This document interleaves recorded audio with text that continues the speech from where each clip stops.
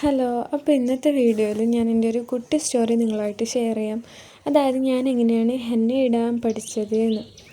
ചെറുപ്പം തൊട്ട് തന്നെ എനിക്ക് ഹെന്നയോട് ഭയങ്കര ക്രേസുള്ള ഒരാളായിരുന്നു. പക്ഷേ പണ്ടൊക്കെ കടയിൽ നിന്ന് കിട്ടുന്ന മൈലാഞ്ചി വെച്ചിട്ടാണ് ഹെന്ന അധികം ഇടാറ്. പെരുന്നാൾക്കൊക്കെ എനിക്ക് അപ്പുറത്തെ വീട്ടിലെ ഒരു താത്ത ഇട്ട് തരുമായിരുന്നു. പക്ഷേ ഞങ്ങൾ വേറെ വീട് മാറിയിട്ട് പോയ സമയത്ത് എനിക്ക് അന്ന് അവിടെ ആരും ഹെന്ന ഇട്ട് തരാനുണ്ടായിരുന്നില്ല. അപ്പം എനിക്ക് ഭയങ്കര സങ്കടമായി. അപ്പോൾ ഒരു പെരുന്നാൾക്ക് ഞാൻ തന്നെ ഒറ്റയ്ക്ക് മൈലാഞ്ചി ഇട്ടു. പെരുന്നാൾക്ക് പിന്നെ ഉപ്പായുടെ വീട്ടിൽ പോയപ്പോൾ അവർ എൻ്റെ കയ്യിലത്തെ ഡിസൈൻ കണ്ടിട്ട് എന്നോട് ചോദിച്ചു, ഇതാരാ ഇട്ടെന്ന്, നല്ല രസമുണ്ടല്ലോ ചോദിച്ചു.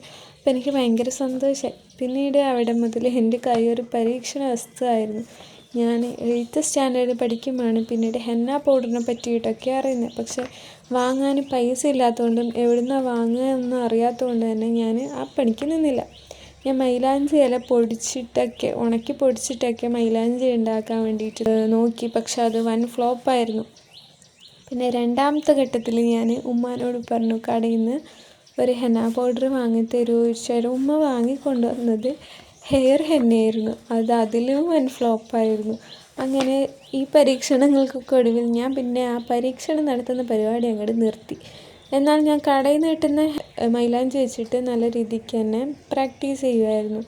പിന്നെ ഒരു 10th സ്റ്റാൻഡേർഡിൽ പഠിക്കുമ്പോഴൊക്കെയാണ് ഈ ഹെന്ന പൗഡർ എന്താണെന്ന്, അത് എവിടെ നിന്നൊക്കെ കിട്ടും, വാങ്ങാൻ പറ്റും എന്നൊക്കെ അറിയുന്നത്. അപ്പം ഞാനൊരു ഓൺലൈൻ സ്റ്റോറിൽ നിന്ന് ഹെന്ന പൗഡർ പർച്ചേസ് ചെയ്തു. എന്നിട്ട് ഞാനത് ഒറ്റയ്ക്ക് തന്നെ ഉണ്ടാക്കിയപ്പോൾ നല്ല ഒരു സ്റ്റെയിൻ കിട്ടി എനിക്ക് കയ്യിലിട്ട സമയത്ത്. അപ്പോൾ എനിക്ക് ഭയങ്കര സന്തോഷമായി. കാരണം സ്വന്തം തന്നെ ഉണ്ടാക്കിയിട്ടിടുമ്പോൾ ഒരു പ്രത്യേക ഫീലല്ലേ. അപ്പോൾ അന്ന് തൊട്ട് പിന്നെ ഇന്ന് വരെ ഞാൻ പിടിയത്തെ കോൺ യൂസാക്കിയിട്ടില്ല. പിന്നെ ഞാൻ എപ്പോഴും ഹെന്ന പൗഡർ വാങ്ങിച്ചിട്ട് അത് വെച്ചിട്ടാണ് കോൺസ് ഉണ്ടാക്കുന്നത്.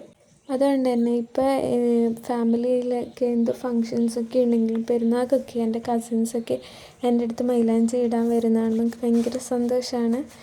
അപ്പോൾ എൻ്റെ സ്റ്റോറി ഇത്രയേ ഉള്ളൂ. നിങ്ങൾക്ക് ഇഷ്ടമായി എന്ന് വിശ്വസിക്കുന്നു. ഇഷ്ടമായാൽ ലൈക്ക് ചെയ്യാനും സബ്സ്ക്രൈബ് ചെയ്യാനും കമൻറ്റ് ചെയ്യാനൊന്നും മറക്കല്ലേ.